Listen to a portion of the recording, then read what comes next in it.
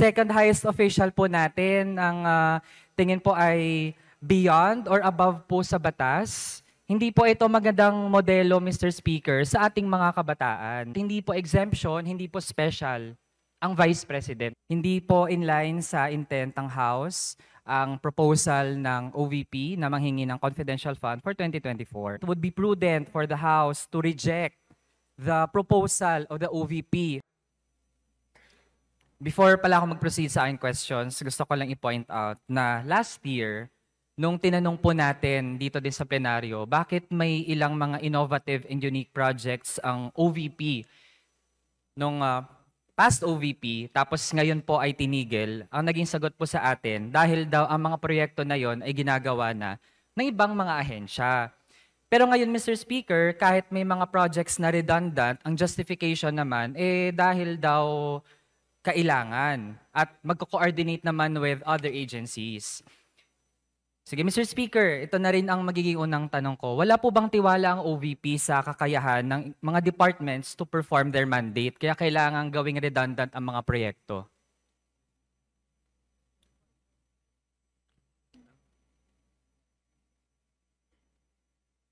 Sir Speaker, Your Honor,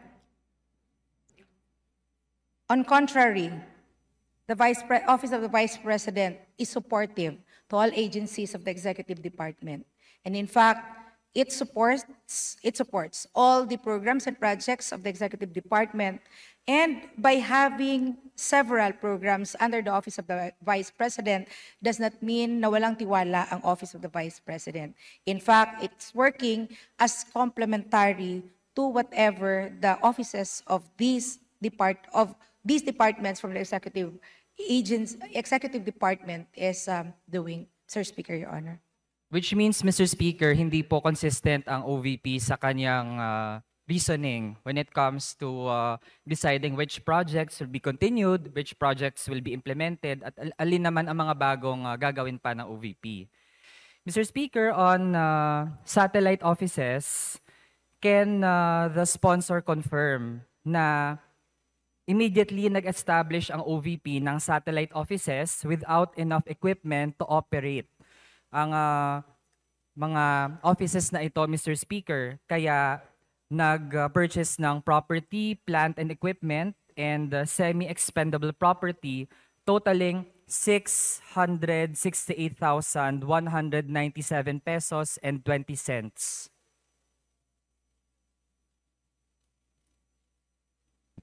Mr. Speaker, may I request for a few minutes recess to check the data of what His Honor is asking. Session suspended.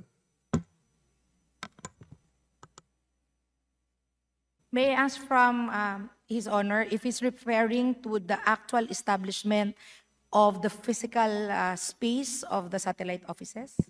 Mr. Speaker, ang tinutukoy po natin ay ang nasa COA report po, Mr. Speaker. Concerned ang COA sa hindi pagsunod ng Office of the Vice President sa Republic Act number 9184 o ang Government Procurement Reform Act. Sir Speaker, Your Honor, the OVP is in strict adherence to Republic Act 9184. And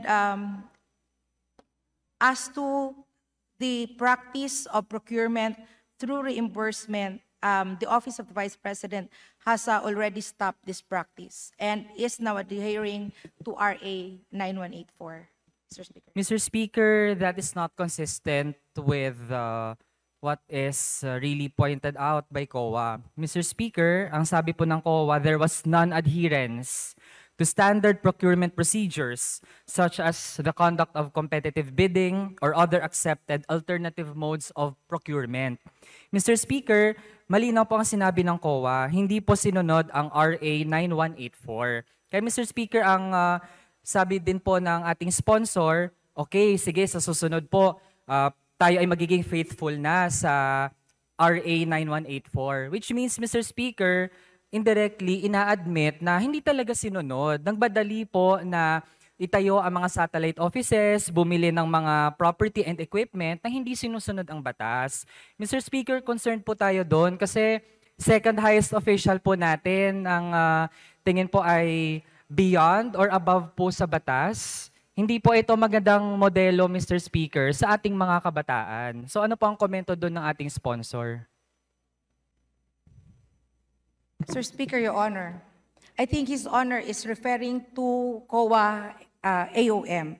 And for emphasis, the AOM or Audit Observation Memorandum issued by COA is part of audit process, and its preliminary issuance to clarify certain matters and to require comments or submission of documentary and other information requirements. Again, it's preliminary and can be rectified by agency concerned. And the OVP has been strictly adhering to the comment of the COA's AOM. Mr. Speaker. Mr. Speaker, ang response po ng OVP sa AOM ng COA, and I quote, "Moving forward, all transactions pertaining to procurement of PPE o ang property and equipment and semi-expendable property for satellite offices will be processed following the guidelines under RA number 9184 accordingly." So Mr. Speaker, ibig sabihin, ang pinapangako na ay susunod sa batas after ma-point out ng COA. Pero Mr. Speaker, kung hindi pala ito na-point out, pwede pa na sa mga susunod pa after nung naging pagkakamali ng OVP, mangyari yun ulit, Mr. Speaker. Kaya hindi po pwedeng ganon. Dapat lahat po ng mga opisyal ng gobyerno, ang mga pinaghihirapan po nating batas dito, pinag-uusapan natin, pinagdedebatihan, kahit po ano pang outcome niyan, sundin po ng lahat ng mga opisyal at hindi po exemption, hindi po special ang Vice President, Mr. Speaker. Next topic, Mr. Speaker. Sige, ito na po, confidential funds. Simulan po muna natin ang proposal for 2024. Since House leaders have already had a position na dapat at least, no, while ako of course, basta po confidential o intelligence fund yan, mataas talaga ang ating pamantayan and very vigilant tayo dyan. Pero granted, Mr. Speaker, na kapag may confidential or intelligence fund, gagamitin lang siya for the defense of our territory, para sa national territory natin, Mr. Speaker. Ang confidential fund ba ng OVP, as proposed for 2024, is this to defend the West Philippine Sea?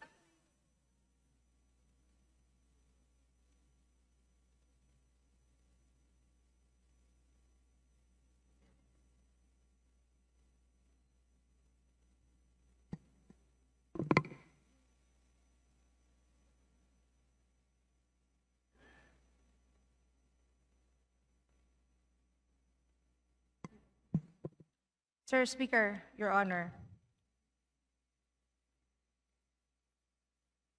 The Office of the Vice President, in its request and proposal for another confidential fund for calendar year 2024, is consistent with its reason in requesting the said fund since last year, which aims to use the fund for the safe implementation of its programs and activities. And through its office, the OVP aims to bring its programs to other areas, and with a vision to target poverty reduction and threats to peace and order and achieve sustainable development. And in support of these goals, surveillance activities will be undertaken to assess security threats and ensure successful implementation of the project. Mr. Speaker, Your Honor. Mr. Speaker, from that long response, ang makuha po natin doon, hindi. Hindi po in line sa intent ng House ang proposal ng OVP na manghingi ng confidential fund for 2024. Kasi Mr. Speaker, ang mga binabanggit na programs, Medical and Burial Assistance Program, Food Assistance, Libreng Sakay, Magnegosyo Taday, tingin ko Mr. Speaker, wala naman dong directly related sa defense ng West Philippine Sea, Mr. Speaker. Kaya I think it would be prudent for the House to reject the proposal of the OVP for confidential fund, Mr. Speaker. Kasunod, Mr. Speaker, Your Honor, if I may interject, for the record, confidential fund is not only used for the West Philippine Sea. It is used for monitoring and surveillance of whatever programs of the Office of the Vice President. And to make a point, the Office of the Vice President is not just as spare tire of the president, but is part of the policy making body of the president, and with the desire of the office of the vice president to propose policies that are data-driven. Information from the ground are very vital, Mr. Speaker. Sige, Mr. Speaker, mamaya babalikan natin yan kung sobrang justified ba talaga ang confidential fund ng OVP for its programs. Pero Mr. Speaker, malinaw at this point na it seems that our sponsor is diverging from the intent of the leaders of the House na wag na pong bigyan ng confidential fund ang mga ahensya, lalo na kung hindi naman related sa defense ng ating national sovereignty ang kanilang proposal para gamitin ang confidential fund, Mr. Speaker. Mr. Now- Speaker, if I may interject, this representation did not mention that we do not consider the issue in West Philippine Sea as an activity where confidential fund is used. But what I was saying is that it is not solely for the West Philippine Sea, and other use of confidential fund is not limited to West Philippine Sea, but also includes surveillance and monitoring that is affecting the national security of the country. Mr. Speaker, Your Honor. Mr. Speaker, nabanggit na nga po natin na meron ng intent ang House leader sa granted na may mga bibigyan ng confidential or intelligence fund, saan lang ba dapat? Pero Mr. Speaker, nag-i-insist pa rin ang OVP na dapat bigyan po sila. Mr. Speaker, meron po bang mga libreng sakay na gagawin natin sa West Philippine Sea o sa mga contested na mga isla? Tingin po natin, Mr. Speaker, wala naman eh. Kaya Mr. Speaker, still, hindi talaga justified na mabigyan ng confidential fund ang OVP. So sana po ay makinig. Kasi po, Mr. Speaker, nabanggit na rin naman ng OVP sa Senado, hindi naman pala urgent ang request for confidential fund. They can live without confidential fund, Mr. Speaker. Pero ngayon, it seems na kumakapit pa rin hanggat kaya ang OVP doon sa confidential fund na proposal for 2024. Kaya Mr. Speaker, para matasan natin kung okay ba ang proposal for next year, check po natin yung ngayon, Mr. Speaker. For 2023, nakapagpasa ba ng accomplishment report ang OVP quarterly sa atin, sa House of Representatives, regarding the outputs ng paggamit ng confidential fund? Yes, Mr. Speaker, I have already answered that earlier. So, Mr. Speaker, ibig sabihin po para sa libreng sakay, kailangan po ng confidential fund para magamit po ang funds for the Libreng Sakay program effectively. Paano po yan, Mr. Speaker? Ang mga sumasakay ba, ini-screen yan kung mga former rebels sila o mga lawless elements sila? Ganun po ba, Mr. Speaker?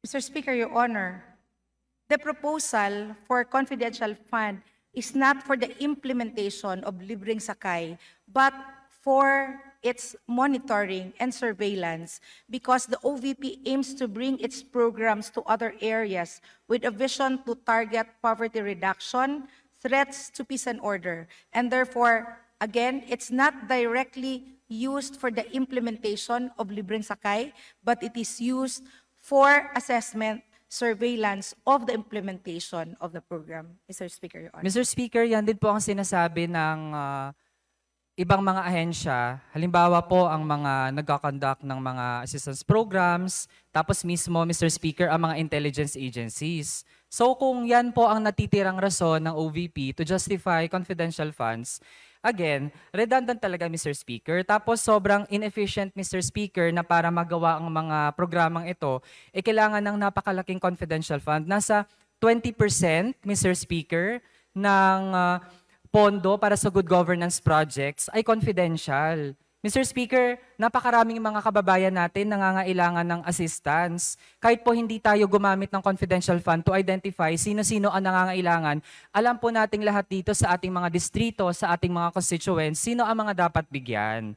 Kaya Mr. Speaker, kung makakakuha tayo ng kopya ng accomplishment report, sana po, no, kung proud naman ng OVP paano ginamit ang accomplishment at yung confidential fund nito, Mr. Speaker, edi we dare the OVP, ilabas po ang accomplishment report. Hindi pa nga po natin hinihingi yung exact na paggamit ng confidential fund. Kahit accomplishment report na lang po, Mr. Speaker, na naging effective ang Libre Sakay program, ang Magnegosyo Taday program, naging effective ito dahil sa confidential fund. Would the OVP provide us copies of the accomplishment reports? Mr. Speaker, Your Honor, the OVP would be very willing to submit and give the accomplishment report of the programs of the Office of the Vice President, which includes the Libreng Sakay program that has been mentioned by His Honor. Sige, Mr. Speaker, dapat po sa accomplishment report reflected doon.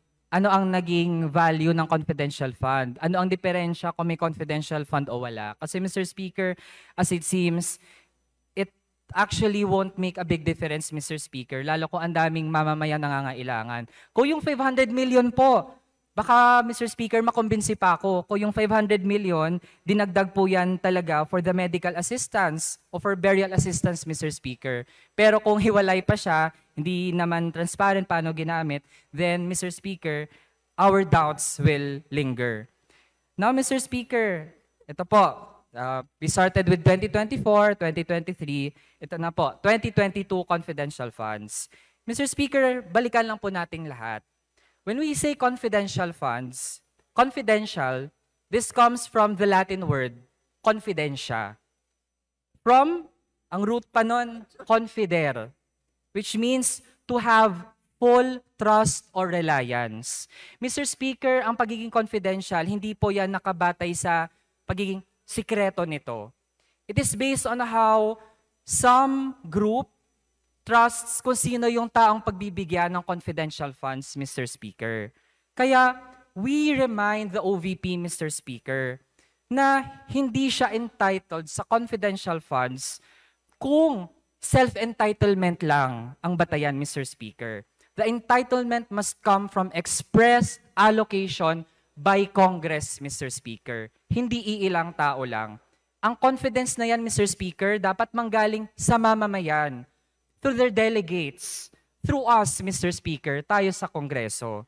Kaya, Mr. Speaker, gina-justify ang paggamit ng confidential fund dahil ito naman daw ay galing sa contingent fund. Mr. Speaker, sa provisions for contingent fund, ano ba dyan ang mga examples ng pwedeng paggamitan ng contingent fund?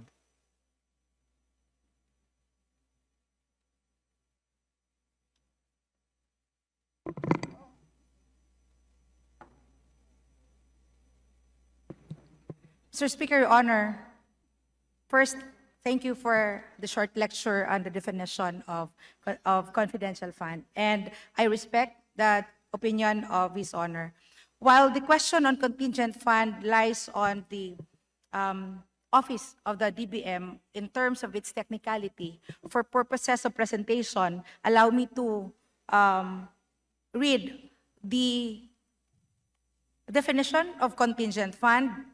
Contingent fund covers the funding requirements of new or urgent activities or projects of national government agencies, GOCCs, and LGUs that need to be implemented or paid during the year, such as, but not limited to the following: legal obligation of the government arising from final and executory decisions of competent authorities, such as compromise agreements, arbitral awards, mediation settlement agreement, and professional services in connection thereto.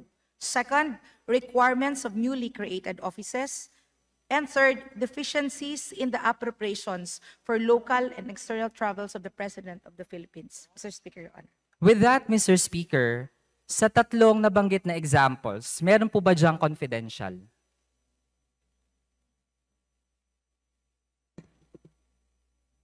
Mr. Speaker, Your Honor, the Office of the Vice President has requested through the Department of Budget and Management for a fund, a confidential fund. As to the question of whether or not nakasakop ba ito sa definition ng contingent fund, I think it is under the turf of the DBM to answer the technical question of His Honor. Mr. Speaker, lawmakers po tayo. We have the capacity to try to understand what is written, especially that the General Appropriations Act, ito pong national budget, Mr. Speaker, ang special provision on contingent fund, tayo din naman ang nag-approve nito sa Kongreso, Mr. Speaker. So, simple lang naman po ang tanong, Mr. Speaker. Sa tatlong examples, meron po ba diyang confidential? Sir Speaker, Your Honor, allow me to refer His Honor to the letter of the Secretary of the Department of Management. Mr. Speaker, to the dahil po Committee on kulang na po ang Appropriation. time ko, allow me. Ako na lang Because po it supply says ng in the sagot, letter, Mr. Speaker. the contingent fund is precisely to cover the funding requirements of new or urgent projects that need to be implemented during the year. And the Secretary of the Department of Budget and Management saw it necessary for the Office of Vice President to be granted the contingent fund as it is qualified to receive such. Mr. Speaker, sige po. Though ito po address sa DBM. Grabe naman po ang DBM, Mr. Speaker. Kinaya po nilang maghanap ng funding source para doon sa confidential fund. Pero PGH, Mr. Speaker, ang capital outlay zero. Hindi po mahanapan ng pang-capital outlay, Mr. Speaker. Pangalawa, Mr. Speaker, sa tatlong examples ng pwedeng paggamitan ng contingent fund, wala po doon ni isa, Mr. Speaker, ay confidential. Ang mga allocation for execution of decisions, number 1. Number 2, requirements of newly created offices. And number 3, deficiencies for travels of the President. Lahat po nun, Mr. Speaker, auditable. Mr. Speaker, when we consulted ang mga legal experts natin, kapag po nagsusulat ng batas, kung yung mga examples ay nakalatag naman at meron tayong gustong i-introduce na bagong pwedeng paggamitan, dapat, Mr. Speaker, consistent. Kung walang confidential sa mga examples, hindi pwedeng magsingi tayo doon ng confidential, Mr. Speaker. It's like pupunta ka ng pet shop na para sa mga aso. Iba-ibang breed ng aso nandyan, basta aso. Hindi ka pwede maghanap dyan ng pusa, Mr. Speaker. Iba po ang nature ng confidential fund. Contingent funds are supposed to be auditable. Ang confidential fund, hirap na nga po tayo na ma-audit ito, Mr. Speaker. Kaya, mahina din talaga ang batayan na magkaroon ng confidential fund ang OVP noong 2022, Mr. Speaker. Kaya, liban sa hindi naman talaga entitled ang OVP for that confidential fund, paano din ba talaga ito ginamit, Mr. Speaker? Let's end now with mental gymnastics, Mr. Speaker, to justify the use of contingent fund for confidential fund. So sige po, ito na lang kung mapapatunayang nagamit po ito ng maayos. Di ba po, cash ang confidential fund. So ibig sabihin po, ito po, nahanap natin ang activities ng OVP from December 13 to December 31. Mr. Speaker, December 13, 2022, Vice President visits Pinaglabanan Elementary School. Can the OVP confirm?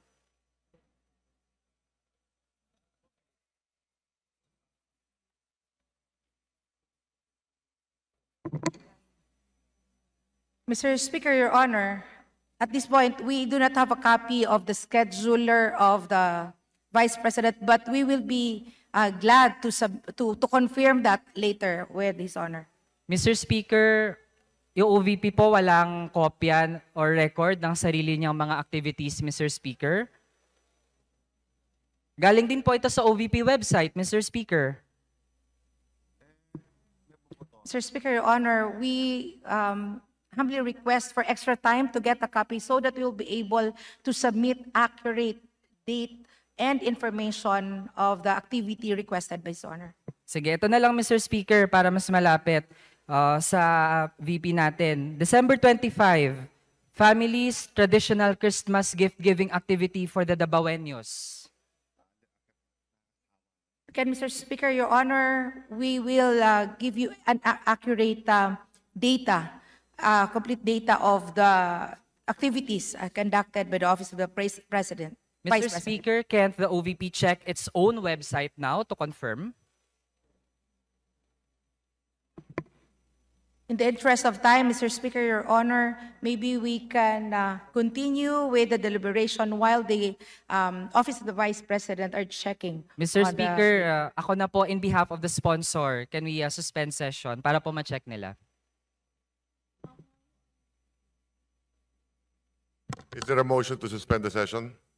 Yes, Mr. Speaker. Mr. Speaker, point of order, please. Mr. Speaker, I move to suspend the session for a while. Talking about activities December 13 to 31. Yes, just to emphasize, Mr. President, Mr. Speaker, that since July of 2022 up to August 2023, the Office of the Vice President has a total 558 engagements all over the country. And the question is to confirm the report given by His Honor. I think he is referring to the schedules here. Some of these dates that His Honor is asking was from the published news and other Facebook pages. If these are seen on Facebook, that the President is on these several occasions, then that is confirmed that the Vice President is on these occasions. So Mr. Speaker, halimbawa, noong December 17, 2022, the Vice President met with urban poor residents, tricycle drivers, online app riders, and PWDs. So para po ma-secure ang meet-up na ito, Mr. Speaker, at maprotektahan ang Vice Presidente, gumamit po ng cold cash na 11.363636 million pesos para matiyak po na maging successful ang ganitong activity, Mr. Speaker. Ganun po ba? No, Mr. Speaker. So, Mr. Speaker, kasi yun na nga ang lumitaw, Mr. Speaker, na nagamit within that time period ang 125 million. At ang sabi na nga po ay para protektahan ang VP kapag ginagawa ang ganitong mga aktibidad. So, ibig sabihin, Mr. Speaker, ganun ang implication. In cold cash, binigay sa OVP ang 11.363636 million, tapos ginastos for this event to push through. Sir Speaker, Your Honor, the utilization of the confidential fund is not limited only on the actual engagement of the Vice President, and it's not through a cash implementation.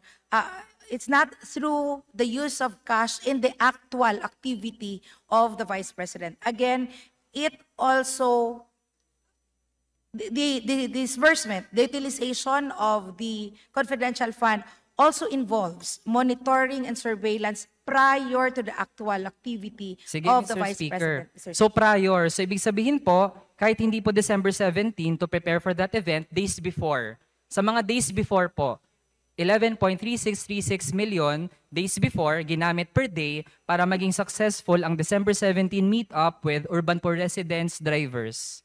Again, Mr. Speaker, Your Honor, for emphasis, the confidential fund is not used for the actual activity of the meet-up of Yun the nga Vice po, kaya President. before, Mr. Speaker, 11 million pesos per day before December 17 ginamit para When I maging say successful. prior, Mr. Speaker, Your Honor, that is not a day before or 2 days before, but that includes the laying down of the implementation of the plans laid out prior to the release Representative of Manuel. the funds, Mr. Speaker, Your Honor. Sige, Your Mr. time- Speaker, your time so is up. days prior. So sige, ang last activity po, December 31. OVP sent relief assistance to the victims of Representative December Manuel. 23 fire in Tagbilaran. Meaning, Mr. Speaker, 11 million pesos per day leading to December 31 ginamit para maging Majority Leader. successful to. Point of Mr. Speaker, order. baka mas malaki pa suspended. ang ginastos dito kaysa sa financial. You have 30 seconds to wrap up. Thank you, Please Mr. proceed. Speaker. Patunay po ito, Mr. Speaker, na mas malaki pa ang ginastos sa pag-protect sa Vice President kaysa mismo mga assistance programs, Mr. Speaker. Short change dito ang mamamayan. Hindi po ito katanggap-tanggap, Mr. Speaker.